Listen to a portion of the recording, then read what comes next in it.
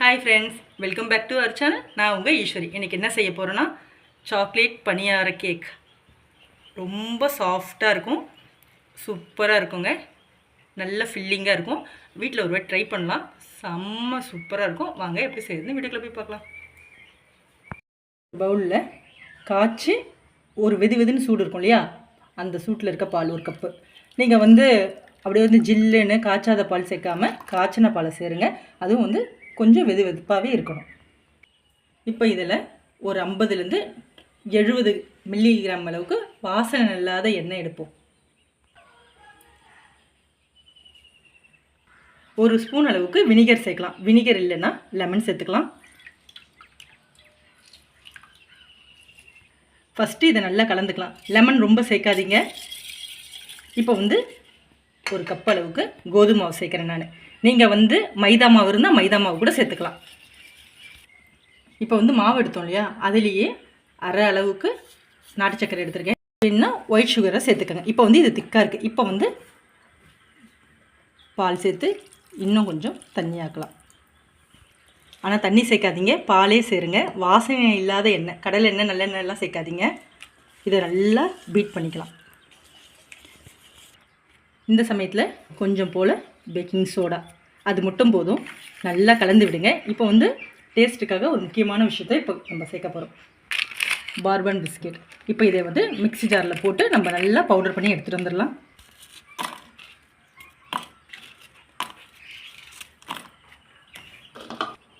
இது போல் நல்லா பவுடர் பண்ணி இப்போ அந்த மாவோடு நம்ம இதை கலந்துக்கலாம். கலந்து நல்லா பீட் பண்ணிக்கலாம்.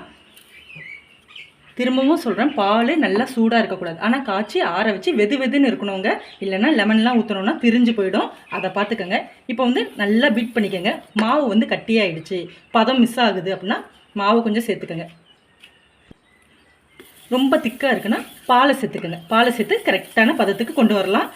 இது எப்படி இருக்கணும் இந்த மாவுனா, இந்த மாவோட பதம் எப்படி இருக்கணும்னா, இப்படி எடுத்து விட்டிங்கன்னா இங்கே பாருங்கள், மடிப்பாக விழுது இல்லையா, இது போல் இருக்கும். அப்போ கரெக்டான பதத்தில் இருக்குது. பனியாரெல்லாம் ஊற்றுவோம் இல்லையா, அந்த பதத்துக்கு எடுத்துக்கேன். ஏன்னா நம்ம இப்போ பனியாரக்கல்லில் தான் செய்ய போகிறோம். இப்போ அடுப்பில் பனியாரக்கல்லை வச்சு நல்லா சூடு பண்ணிவிடுங்க. சூடு பண்ணிவிட்டு லோ ஃப்ளேமில் வைங்க. நம்மளுக்கு நல்லா ஹை ஃப்ளேமில் வேணாம். இப்போ எல்லாத்துலேயும் கொஞ்சம் போல் எண்ணெய் லைட்டாக அப்படியே போட்டுக்கலாம். இப்போது குழியில் அரை அளவு மட்டும் ஊற்றலாம். எல்லா குழியிலையும் ஊற்றிடலாங்க. ஃபுல்லாக ஊற்றாதீங்க, அரை ஊற்றிக்கங்க.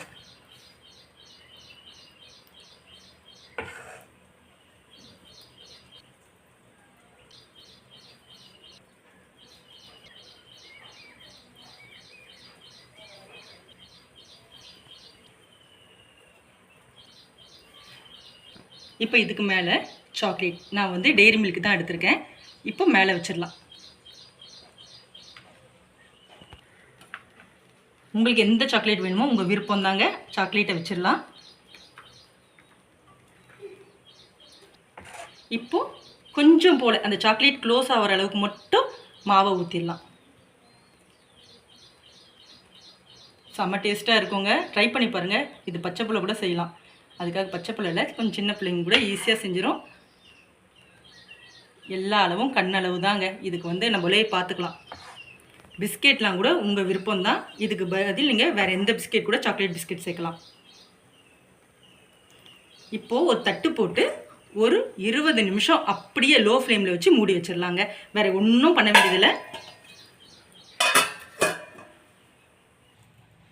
இப்போ ஓப்பன் பண்ணி பார்க்கலாம். இங்கே பாருங்கள், வெந்திருக்கு.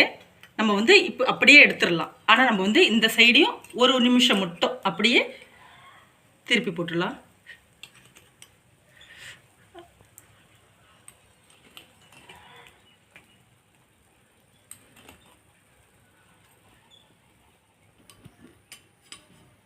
எல்லாத்தையுமே அப்படியே நம்ம திருப்பி போட்டுக்கலாம். ரொம்ப வேணாம், ஒரு நிமிஷம் மட்டும் போதும். நல்லா இருக்கும், கொஞ்சம் பார்த்துக்கங்க.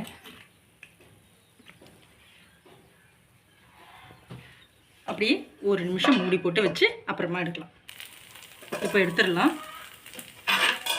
இப்போ நம்மளுக்கு இது வேகலைன்னா நம்மளால் திருப்பி போடக்கூட முடியாதுங்க. அது கல்லுலேயே ஒட்டிக்கும். வெந்தால் மட்டும்தான் தனியாகவே பிரிஞ்சு வரும்.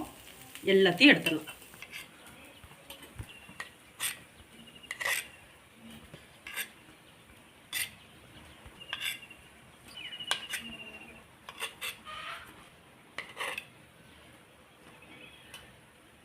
இப்போ வந்து இந்த பணியாரம் இருக்கு இல்லையா, இது வந்து கேக்குன்னு சொல்லலாம். டெய்ரி மில்க் பணியார கேக் செம்ம டேஸ்ட்டாக இருக்குங்க. நம்ம வந்து இதில் பேக்கிங் சோடா, பேக்கிங் பவுடர்லாம் இன்னும் கொஞ்சம் அதிகமாகவும் சேர்த்தோம்னாக்கா அப்படியே புஃப்ஸுன்னு அப்படி வந்து நல்லா பொங்கி வரும். ஆனால் நம்ம வீட்டில் பிள்ளைங்களுக்கு செய்கிறப்போ அதை செய்ய வேணாம். இப்படியே டேஸ்ட்டாக இருக்கும். டேஸ்ட்டில் எந்த டிஃப்ரெண்ட்டும் இருக்காது. அவ்வளோ சூப்பராக இருக்கும். இதை ட்ரை பண்ணி பாருங்கள். இப்போ பாருங்கள், கொஞ்சம் பொங்கி இருக்கு இல்லையா, நான் கொஞ்சம் போல் பேக்கிங் சோடா சேர்த்தேங்க. இது வந்து சும்மா வீடியோக்காக கட்டுறது தான். நீங்கள் வீட்டில் வந்து அப்படி செய்ய வேணாம். அந்த அளவுக்கு பொங்கி வரும். அதுக்காக தான் இதை போட்டிருக்கேன்.